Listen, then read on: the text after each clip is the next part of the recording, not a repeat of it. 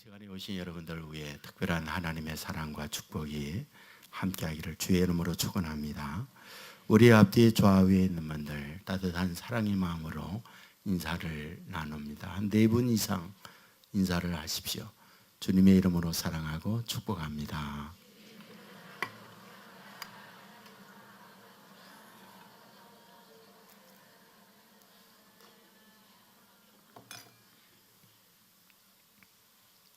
네, 감사합니다. 여러분들 세계적인 대문호인 헤밍웨이를 모르는 분은 많지 않으리라 생각합니다. 무기여 잘 있거라, 누구를 위하여 종을 울리나, 이런 책을 쓰셨고, 또 그 유명한 노인과 바다, 이 소설을 통해서는 노벨상을 받기도 하죠. 특별히 노인과 바다, 이 책이 출간이 되어졌을 때 아주 짧은 시간에 가장 많은 독자층을 확보해서 엄청난 책이 팔리는 베스트셀러가 되어졌던 거죠. 여기에서 이분이 뭘 말하는 걸까? 사실은 산디아고라고 하는 노인 오부가 등장하죠. 84일째 바다에서 고기 잡기를 노력하지만 한 마리도 잡지 못했죠. 기다리고 기다렸던 그에게 85일째 고기가 낚였습니다. 청새치인데 자기의 배보다 더 큰 고기가 잡혔죠. 횡재였습니다. 기다린 보람이었습니다. 판매되어졌을 때 소위 인생 대박을 하는 엄청난 축복이 그에게 주어진 거죠. 문제가 있죠. 너무 크다 보니까 고기가 배를 끌고 가는 거죠. 3일 동안은 사투를 벌이죠. 가까스로 그 큰 청새치를 제압을 하고 이제는 부두에 들어가서 어장에 그거를 판매하면 됩니다. 문제는 피 냄새를 맡았던 상어떼들이 몰려든 거죠. 계속 상어떼와 싸우면서 겨우 부둣가에 도착했을 때 결과는 어땠을까요? 앙상한 뼈다귀만 남는 그 엄청난 청새치를 끌고 왔던 거죠. 그러면 헤밍웨이는 이 소설에서 어떤 메시지를 주려고 하는 걸까요? 결국 허무였어요. 그렇게 고진감래하며 얻어졌던 결과였지만은 결과물은 뼈다귀, 그것만 가지고 부둣가에 도착했다. 허무를 말하려고 얘기한 거죠. 사실 그의 삶이라고 하는 것은 인간적으로 모든 사람이 부러워하는 사람이었어요. 왜? 베스트셀러 작가였고 그로 인하여 노벨상도 받고 책이 판매되면서 들어오는 인지세, 엄청난 재벌의 부자였습니다. 거대한 저택을 샀고요. 수영장이 있었고요. 인생의 3분의 1을 여행을 하면서 돈 쓰는 일에 사용을 했어요. 그리고 돈이 많다 보니 애완용 고양이 60마리를 키웠는데 일주일에 애완용 고양이 한 번 와서 돌보는 수의사, 그에게 한 달에 3만 불의 돈을 지불했어요.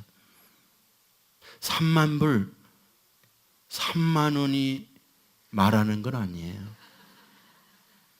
그는 놀랄 거예요. 3천만 원 이상의 돈을 4번 오는 수의사에게 돈을 준 거죠. 그는 어디를 가든지 VIP 대접을 받았어요. 국빈급 대접을 받았습니다. 그는 인간적으로 성공했고 모든 것을 얻는, 갖고 싶은, 가고 싶은, 그리고 먹고 싶은 모든 걸 할 수 있는 사람이 헤밍웨이였어요. 그런데 여러분 아십니까? 그가 마지막 남긴 글귀가 내 인생은 마치 백열구의 필라멘트가 끊어진 것과 같은 상황이다라는 것을 남겼다는 것. 지금은 우리가 LED 이런 등을 사용하고 있지만은 여러분, 오래전에 우리의 전구는 백열구였잖아요. 백열구를 밝히는 핵심이 필라멘트죠. 근데 그 필라멘트가 끊어졌다. 이 말은 백열구의 기능이 끝났다. 수명이 다 됐다. 이것을 의미하잖아요. 그는 마지막 글에 그는 이런 글을 남겼어요. 왜 그는 이렇게 자신의 인생을 마무리할 때 허무한 글을 남기고 있는 걸까? 사실 그는 하고 싶은 대로 다 했습니다. 여자가 넷이었어요. 아내가 넷이었다는 말이죠. 이 말은 자기 집에 아내가 있었는데 다니면서 마음에 있는 여자를 데리고 와서 현재 아내를 밀어내고 새로운 아내로 삼고 살았다는 말이에요. 그게 4명씩이나 갈아치웠어요. 여러분, 따라오지 않은 여자만 해도 얼마인지 수를 알지 못하죠. 그 엄청난 인간의 쾌락을 즐기면서 산 사람이 해밍웨이였습니다. 그런데 결국 그가 마지막에 이런 말을 남겼다는 것은 무슨 뜻일까? 인생은 결국 허무함으로 삶을 마무리하는 그가 해밍웨이였다, 이런 뜻인 거죠. 그렇다면 왜 그는 이런 삶의 마무리를 하는 걸까요? 결국 그의 인생을 지배하고 다스렸던 것, 그것이 결국은 자기였어요. 자기의 생각, 자기의 모든 가치, 이런 것들이 그의 인생을 다스려 가다가 마지막 결과는 허무로 끝나고 있다. 이것을 보여주는 예라는 거죠. 우리가 말을 해요. 우리가 행동해요. 그 말은 나를 말하게 하고 끌어가는 보이지 않는 가치, 그 뭔가 있다는 말이잖아요. 그것이 내 인생을 끌어가요. 그것이 말하게 하고 행동하게 합니다.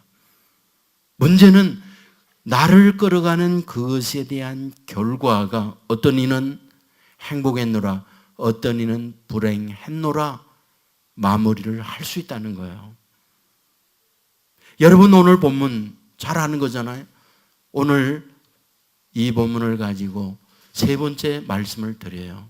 여호와는 나의 목자시니 내게 부족함이 없으리로다. 근데 이 말씀을 가만히 보면 말씀에 핵심이 있죠. 뭡니까? 여호와가 목자라는 말은 나는 양이다라는 말이죠. 여러분, 양에 대하여 성경은 어떻게 말하고 있을까요? 양은 순함, 온순함, 순종적임, 이런 의미를 갖고 있잖아요. 근데 실제 양이라고 하는 그 특성을 살펴보면 그렇지는 않다는 거예요. 물론 순함과 온순함, 이런 의미가 있어요. 그래서 양과 염소의 비유를 볼 때에도 양을 어떤 착함이나 구원의 어떤 방향성으로 비유를 하고 있는 걸 볼 수 있어요. 그런데 실제 지금도 이 성경의 배경이라고 할 수 있는 이스라엘, 중동에 가면 양을 옛날처럼 키우는 목동들이 있어요. 많은 경우 그들을 베두인족이라 말하죠. 그 베두인족들이 지금도 여전히 오늘 성경의 배경을 하고 있는 양을 돌보듯 양을 키우는 사람들이 있어요. 유목민이죠.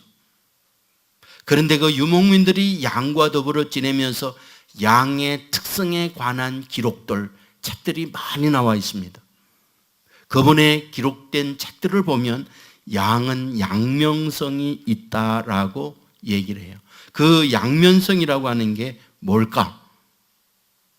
그것은 양을 이리 가운데 보낸 것 같다 하는 예수님의 말씀과 같이 약하여 이리 속에 들어가면 죽는다, 이런 의미도 있지만 사실은 그 반대적 부분도 있다라는 거예요. 여러분들, 우리는 이사야 53장 6절에서 우리는 다 양 같아서 그릇 행하여 각기 제 길로 가끈을 의미가 뭡니까? 양 같아서 각기 제 길로 갔다. 그릇 행했다. 이것은 양의 어떠한 긍정적, 우호적 표현인가요? 반대죠. 부정적 표현인 거죠. 그러면 각기 제 길로 갔다 라고 할 때에 그 의미란 뭘까요? 여러분, 베두인들의 쓴 글에 의하면 양들은 아주 이기적이고 고집적이라고 얘기해요. 왜 이기적이고 고집적이냐? 여러분, 여름에 가면 더워요. 우리보다 훨씬 더 덥습니다. 그런데 이 양들이 때로 모여 붙어 있어요. 왠지 아세요? 다른 양이 시원하게 있는 꼴을 못 봐주는 거예요. 겨울이 되면 이 양들이 다 흩어져요. 왜 흩어지는지 아세요? 다른 양들이 붙어서 따뜻한 꼴을 못 봐주는 거예요. 그러니까 여름에는 너 더워서 땀을 뻘뻘 흘려라, 그런 심보로다 붙어 있다는 거예요. 겨울에 가면은 추워 떨어라, 그래가지고 흩어진다는 거예요. 이게 양이래요. 그러니까 여기에서 있는 말씀을 보면 뭐다? 각기 제 길로 가요. 그릇 행해요. 양 자체가 그렇다는 거예요. 성경도 이 사실을 우리에게 말해주고 있잖아요. 동시에 양은 어떠냐? 분별력이 거의 제로로 합니다. 판단할 수 있는 능력이 없어요. 베드로전서 2장 25절에 보면 너희가 전에는 양과 같이 길을 잃었더니, 길을 잃었다, 분별력이 없다, 길 찾을 줄 모른다, 이런 의미를 갖고 있다는 거예요. 실제 에스겔 34장 5절에 보면 목자가 없으므로 그것들이 흩어지고 흩어져서 모든 들짐승의 밥이 되었도다. 흩어지면 자기 관리에 적이 오는 것을 분별을 못하고 사느냐 죽느냐 이 판단을 못해서 죽음의 길로 가게 되어진다. 마태복음 12장 11절에 보면 양 한 마리가 있어 안식일에 구덩이에 빠졌으면 구덩이가 있는지 없는지 모르고 빠지는 게 양이다, 이런 뜻이라는 거예요. 여러분, 아프리카에 가면 스프링복스라는 양이 있답니다. 양 종류 가운데 스프링복스라는 양이 있는데 이 양들이 무리에 있다가 가운데 있거나 뒤에 가다 보면 풀이 밟히거나 앞에 가는 양들이 뜯어먹기 때문에 좋은 풀을 얻지 못하잖아요. 가면서 그냥 합니까? 소대변 보면서 가죠. 그러니까 냄새나고 묻고 있고 그런 풀을 뒤에 가는 양들, 가운데 있는 양들 싫은 거죠. 그러니까 그들도 앞을 향하여 가기자 해요. 그래서 그 무리를 비집고 앞을 향하여 빠른 걸음으로 나갑니다. 근데 문제는 뭔지 아세요? 다른 놈들도 앞으로 가려고 해요. 그 다른 놈들도 앞으로 가려고 하는데 또 다른 놈들 또 앞으로 가요. 빨라지죠, 빨라지죠. 그러다가 뛰기 시작한다는 거예요. 문제는 뭐냐? 왜 뛰는지 모르고 다 뛴다는 거예요. 근데 중요한 거는 낭떠러지에 전부 다 추락해서 요단강을 건너간다는, 그게 양이라는 거예요. 분별력이 없어요, 양이. 동시에 양이 어떠냐? 자기 보호, 방어 능력이 없는 거예요. 마태복음 10장 26절 양을 이리 가운데에 보냄과 같다. 미가서 5장 8절에 보면 양떼 중에 젊은 사자 같아서 만일 지나간 적 밟고 찢으리니 능히 구원할 자가 없을 것이라. 양이 이리 가운데 사자 가운데 있어서 밟고 지켜서 구원할 자가 없다. 양은 약하여 자기 보호 방어 능력이 없다. 이것을 말해주고 있잖아요. 과연 그래요? 맹수들이 많은 자기의 먹이 사슬 가운데에 최고로 사냥하기 좋은 게 어떤 대상이냐? 양이랍니다. 양은 자기가 먹혀지는 것도 모르고 그냥 멍청하게 있어요. 그리고 먹혀져요. 동시에 양은 어떠냐? 체념과 포기를 잘 한답니다.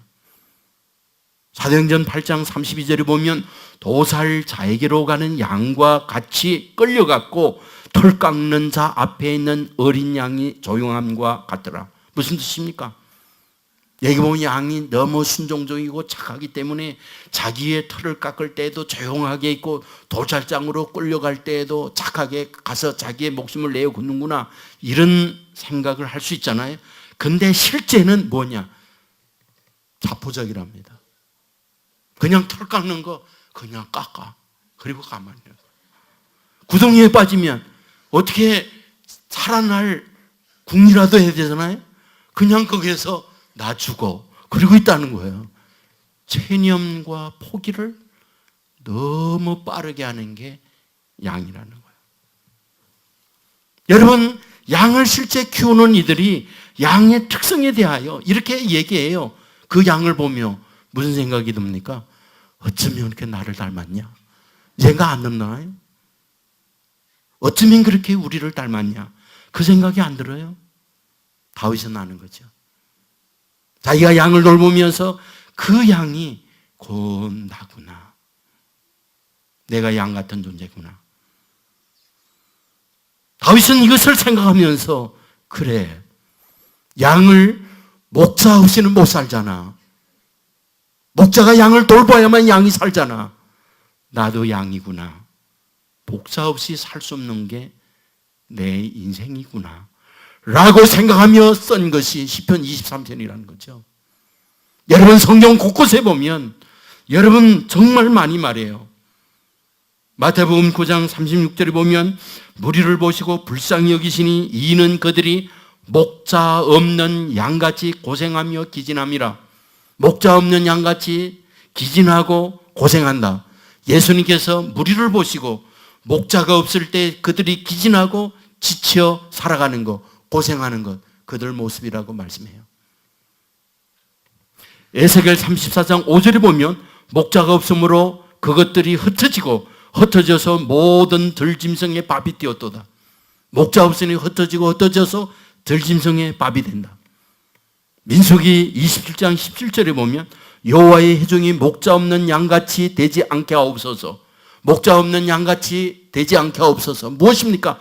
목자가 없을 때 그들은 밥이 되고 그들은 불행한 존재가 되어진다. 이것을 너무 아니까 말해요.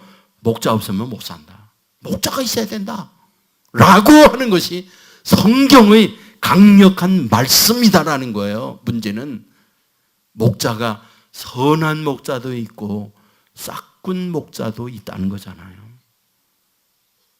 목자로 하여금 무리로 살게 하는 목자도 있고 목자인 줄 알고 따랐는데 결국은 사망이라고 말하기도 하잖아요. 그럼 인생 사는데 인생을 끌어가는 목자들 주로 어떤 걸 따르나요? 돈을 목자로 모시고 살잖아요. 어떤 이는 내가 인생의 목자가 되어서 내 인생의 삶을 내가 끌어가는 경우들도 있잖아요. 여러분, 시편 23편에 대한 패러디한 버전들 굉장히 많이 있는 거 알잖아요. 정말 많아요. 돈이 나의 목자입니다. 텔레비가 내 목자입니다. 내 인생이 내 목자입니다. 뭐 별게 굉장히 많아. 그 가운데 두 가지만 재미있는 거 소개해 드릴게요. 알아요, 여러분들. 돈은 나의 목자시니 내게 부족함이 없으리로다. 그가 나를 안락한 침실에 눕게 하시고 달콤한 술집으로 인도하시는도다.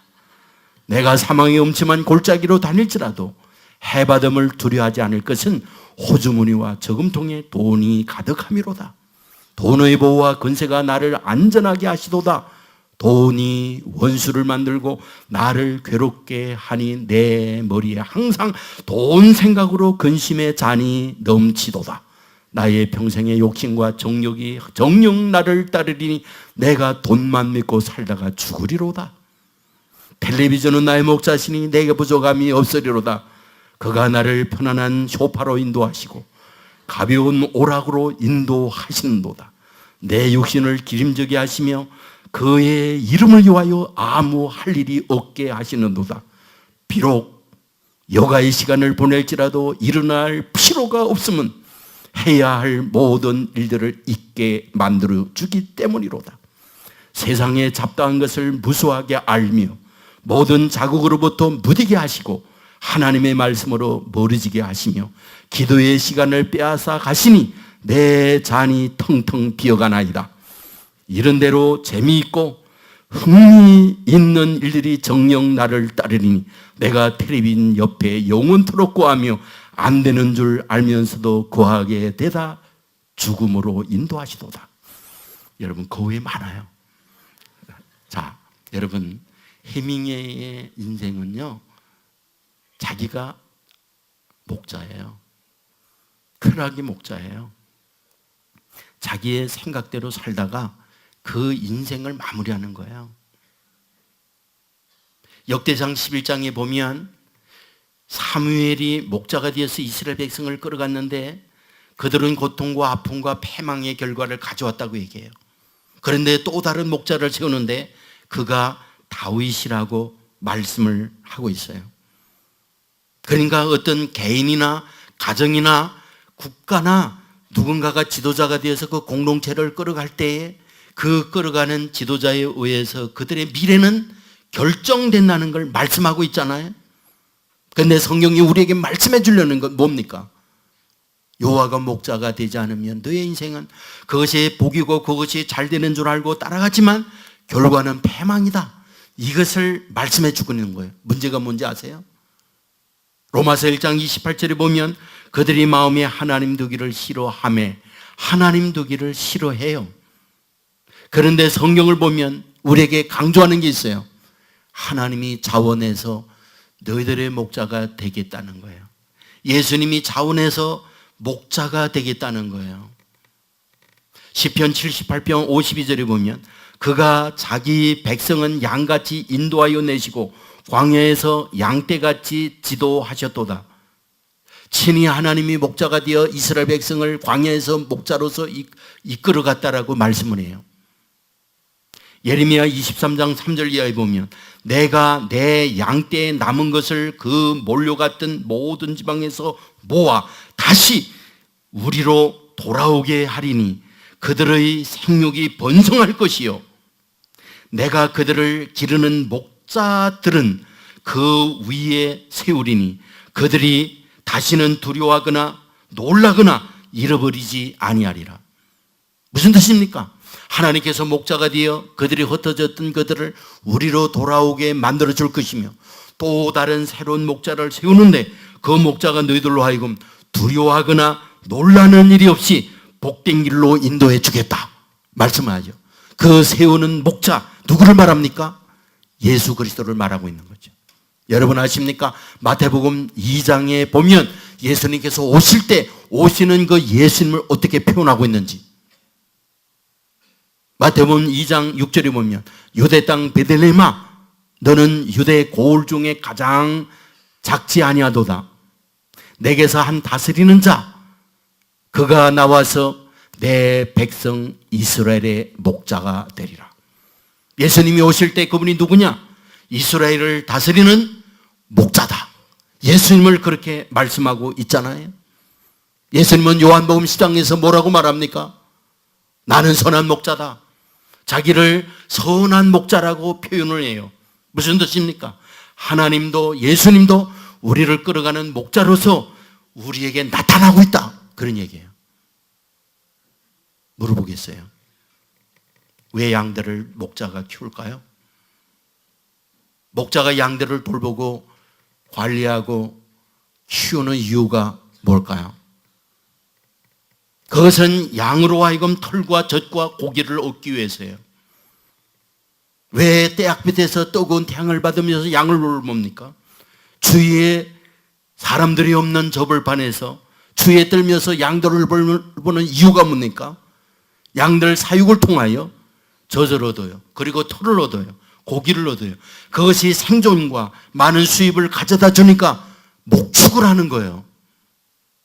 묻겠습니다. 왜 하나님이 우리에게 와서 나 목자야 너희들은 양이야 우리를 양 취급하면서 목자로서 우리를 돌보겠다고 말할까요? 세상의 목종, 세상의 목동, 세상의 목자처럼 우리를 통하여 털과 젖과 고기를 얻고 하나님이 배부르기 위하여 우리를 목자로 나타나서 키우겠다, 양을 돌보겠다 이 말씀하는 걸까요? 절대 아니죠. 저와 여러분 때문에 하나님이 젖과 젖 그리고 고기와 털을 얻음으로 우리 하나님이 수입을 얻음으로 더 부자가 되는 그런 분은 결코 아니에요. 왜? 저와 여러분이 들음으로 가난했던 하나님이 부자가 된다는 게 아니니까.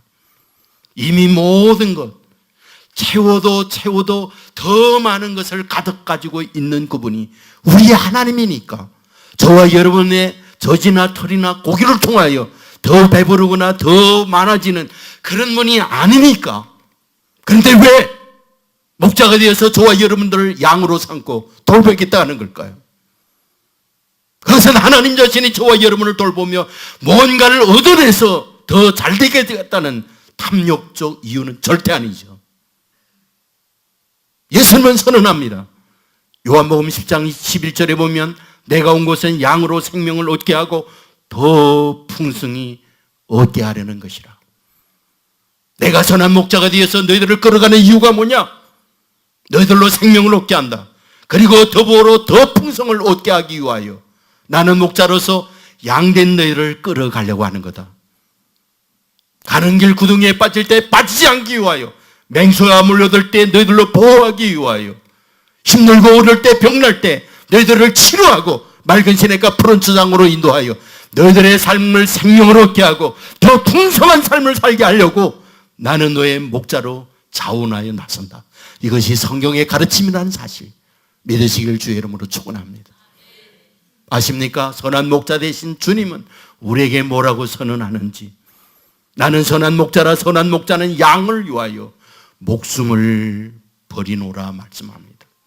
자신의 손에 자신의 아픈 고통이 있다 할지라도 선한 목자 되신 주님 생명을 내어 가면서 양된 저와 여러분을 보호하고 잘되게 하는 하나님인 걸 믿으시길 주의 이름으로 축원합니다.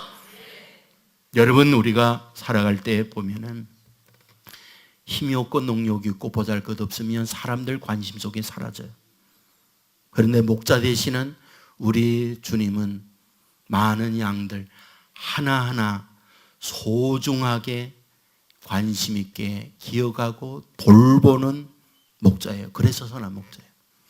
아주 하잘것없는 병든 양이라 할지라도 치료할 뿐 아니라 그 양을 위해서 자기의 생명을 내어주는 것이 선한 목자예요. 우리는 이런 양 비유를 잘 알아요. 이런 양 비유가 뭡니까?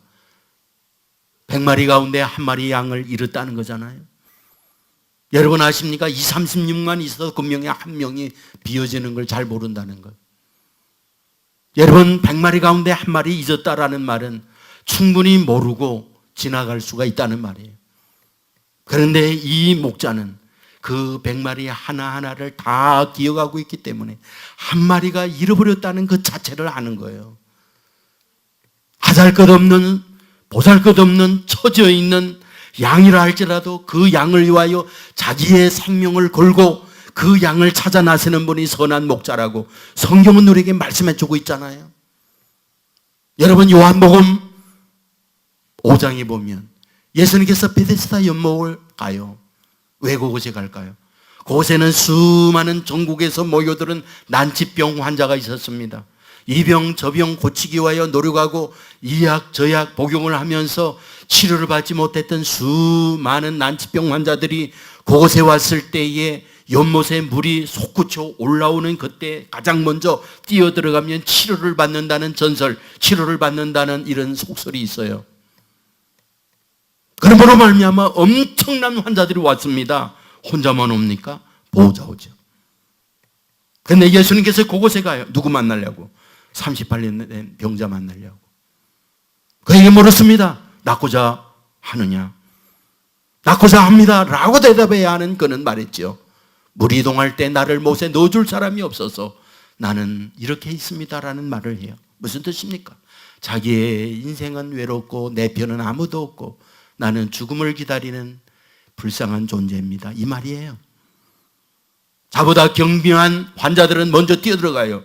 경미하지 않다 할지라도 양쪽의 보호자가 팔을 들고 뛰어들어가요. 그러나 자기는 아무도 없는 거예요. 김영의 효자 없다는 말 알죠? 오랜 날 고생하며 많은 치료비를 대던 가족조차 그의 곁에는 떠나버렸어요. 그는 혼자입니다. 병은 중합니다. 그런데 주님께서 베데스다 연못에 가야 왜 그를 만나려고? 무엇입니까? 남들은 기억조차 하지 않는 그에 대하여 주님은 알고 있었고 그에게 손을 내미사 건지고자 하는 이것이 주님의 마음이었다는 거죠. 마가복음 5장에 보면 예수님께서 배를 타고 건너마을로 가요. 왜 갔을까요? 우리가 집을 나설 때 이유가 있잖아요. 차를 탈 때 가고자 하는 목적지가 있잖아요. 예수님께서 배를 타고 건너마을로 갈 때 이유 없이 갈까요? 그곳에 12년 혈루증으로 앓는 여인이 있었어요. 혈루증이란 당시 부정한 병이라 해서 사람들과 격리됐어요. 성경은 말하죠. 가지고 있던 병 그리고 치료를 위해서 엄청난 돈을 투자했었다고. 약을 복용했고 많은 의사들을 만났다고. 문제는 병은 더 추가하여 간지라고 얘기해요. 병은 어떤 호전이나 어떤 나아지는 기미가 없어요. 더 중하여 갔어요. 여인 역시 주위에 아무도 없어요. 죽음을 기다려요. 그런데 주님은 보고 있던 거죠. 그 여인을 만나기 위하여 그곳에 간 거죠. 뭘 우리에게 뜻합니까? 목자 되신 주님은 형편없는 양 한 마리라 할지라도 세상의 사람들은 가치와 어떤 비교 속에서 남들보다 우월하지 못하다고 할 때 기억조차 하지 않지만 우리 선한 목자 되시는 주님은 뭐하다? 이런 양 한 마리를 기억하고 버려진 그들을 찾아가서 그들을 생명을 주고 그들에게 더 잘되게 하는 이것이 선한 목자 되신 주님의 모습이다. 이것이 성경이 우리에게 가르쳐준 말씀입니다. 이분이 저와 여러분의 목자라는 사실을 믿으시기를 주의 이름으로 축원합니다. 이분의 뒤를 따라가면 이분은 저와 여러분들로 병들은 우리를 치유해 주는 줄 믿습니다. 약한 우리를 강하게 해주시는 줄 믿습니다. 가난한 우리를 부욕해 만들어주는 줄 믿습니다. 두렵고 떨고 있을 때 담대한 마음을 주시는 분인 줄 믿습니다. 절망하고 있을 때 희망의 미래를 보고 나가도록 만들어주는 분임을 믿으시기 바랍니다. 외부의 적들이 왔을 때 주님이 친히 나가 방패가 되고 저와 여러분을 보호하고 지키는 분, 생명을 내어주는 분, 그분이 선한 목자 되시는 주님인 걸 믿으시기를 주의 이름으로 축원합니다. 여러분 1950년 어떤 해인지 알죠? 한국전쟁이 일어난 6.25가 있는 해이죠. 여러분 알죠? 북한군이 기습적으로 공격함으로 대한민국 풍전동화의 낙동강까지 밀렸다는 것. 끝나요. 그러면 우리도 지금 김정은이를 섬기면서 피골이 상접하여 말 못했다, 잘못했다 하면 공개 처형되는 그런 신세가 됐겠죠. 여기에 절반은 없었겠죠. 그런데 어떻게 오늘 이 대한민국이 있게 됐을까? 유엔군의 도움 때문이죠. 여러분 유엔군의 참전의 결정을 어디서 합니까? 유엔에서 해요. 유엔에서 하는데 유엔의 상임이사국이라는 게 있잖아요. 상임이사국이 5나라예요. 미국과 영국과 프랑스와 러시아와 그리고 중국이죠. 이 5나라가 결정이 돼야 유엔군이 파병이 됩니다. 그런데 알다시피 러시아, 소련과 중국은 북한 편이에요. 그래서 북한을 지지합니다. 여러분 유엔군 파병은 1%의 가능성도 없는 거야. 그런데 어떻게 거기서 결정된지 아세요? 이세 상임이사국 공고가 났어요. 모인다고. 대한민국 이 전쟁, 한국전쟁에 유엔군 파병을 하느냐 마느냐 그 안건까지 상정이 다 됐어요. 그런데 중국 대표부 대사가 이제 그 회의에 오다가 자동차 빵꾸가 났어요. 지금과 같이 에이스가 잘 돼서 전화 걸면 와서 타이어 교체하고 갔으면 되는데 그때는 그런 서비스가 전무하잖아요. 발망 동동 구르다가 시간 가버렸어요. 러시아 대사는 어땠느냐? 지난밤 뭘 잘못 먹었는지 계속 설사해요. 결국은 응급실로 갔어요. 그 시간 못 왔어요. 그래서 미국과 영국과 프랑스 3나라가 결정해서 파병된 거예요. 우연인가요? 우연치고는 너무나 필연적이잖아요. 우리는 애국가에 하나님이 보호하사 우리나라 만세 그런 가사가 있어요. 저는 그 가사대로 하나님이 보호하사 우리나라 만세 되었구나 그 생각이 드는 거죠. 여러분 하나님께서 저와 여러분의 목자가 되고 인생을 걸어간다고 한다면 개인이나 가정이나 이 나라 정말 안 되는 것도 되게 할 수 있는 그런 분이 목자 되신 우리 주님 아버지가 하는 일이 아니겠습니까? 저는 금년 한 해 동안 우리가 사는 삶의 방향들 많아요. 금년도의 포가 주님을 주님 되게 하랍니다. 주님을 주님 되게 하라 무슨 뜻입니까? 주님이 내 인생의 주인이 되어서 내 삶을 끌어가 주옵소서, 그런 뜻이에요. 내 생각, 어떤 세상적 가치가 지금까지 내 인생을 끌어가요. 그러면 내 생각, 세상적 가치가 내 인생을 끌어가게 만드는 이유, 잘되게 하고자, 성공적 삶을 살고자, 전과 다른 축복의 인생을 살고자 목적을 가지고 그러는 거잖아요. 그러면 정말 내가 주인이 되고 세상적 가치가 주인이 되어서 내 인생을 끌어갈 때 정말 잘 되는 것. 해밍웨이의 마지막 허무함으로 내 백열구의 필라멘트가 끊어지는 것처럼 내 인생은 그렇다고 하면서 삶을 마감하듯 인생은 그렇다는 거죠. 성경은 말하는 거예요. 내가 목자 안 되면 안 된다. 그래서 하나님, 예수님이 지원을 해요. 내가 너희 목자라고요. 세상의 목자는 젖과 털과 고기를 얻으려고 해요. 양을 통하여 이익을 얻으려고 하는 거예요. 그러나 목자 되신 주님은 저와 여러분이 뭘 드린다고 더 잘되고 더 부유하고 그런 분은 아니에요. 이미 모든 것의 주인이니까 바치나 안 바치나 그냥 그대로예요. 근데 왜 목자가 되려고 하는 걸까요? 그것은 우리 때문이에요. 목자 없이는 살 수 없는 게 양된 우리예요. 그런데 그분이 우리를 끌어가면서 뭐 하려고? 꼴을 얻게 하고 더 풍성히 하고 더 잘되게 하고자 하는 목적으로 우리를 끌어간다는 거예요. 저는 금년 한 해 동안 여호와는 나의 목자십니다. 내 인생을 끌어가는 것이 내 생각이나 내 가치나 내 자신이 아니라 정말 주님이 목자가 되어서 이끄는 대로 주님이 따르겠습니다. 이 고백을 하고 그 주님의 인도를 받아 맑은 시냇가 푸른 조장으로 인도함을 받는 저와 여러분의 삶이 되기를 주의 이름으로 축원합니다. 그런데 문제가 있죠.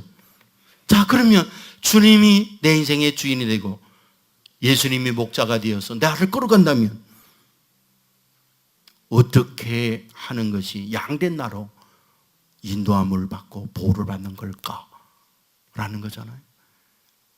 눈에 주님이 내가 목자야, 와서 지팡이를 가지고 가는 길을 인도하고 끌어가면 되는데 눈에 보이지 않아요. 보이지 않는 예수님, 보이지 않는 하나님이 내 인생의 목자로 알고 그 뒤를 따라간다고 할 때 그게 뭐냐는 거예요. 그게 말씀이에요. 목자 대신 주님께서 저와 여러분에게 가라 그러면 가는 거예요. 서라 그러면 서는 거예요. 오른쪽으로 가라 오른쪽으로 가는 거예요. 이것이 목자 대신 주님을 따르는 우리의 모습이에요. 놀라운 게 뭔지 아세요? 말씀을 따라가면 말씀대로 됩니다. 말씀을 따라가면 말씀대로 됩니다. 말씀은 능력입니다. 태산을 풍지가 되게 합니다. 말씀은 능력입니다. 우리로 병든 우리를 말씀은 치유케 합니다. 말씀은 능력입니다. 살면서 두려움과 어려움이 있을 때 담대하도록 용기 백배하도록 만드는 게 말씀입니다. 미련한가요? 말씀은 치유를 가져다 줍니다. 그러므로 금년 한 해 동안 여호와는 나의 목자십니다. 주님은 내 인생의 선한 목자입니다.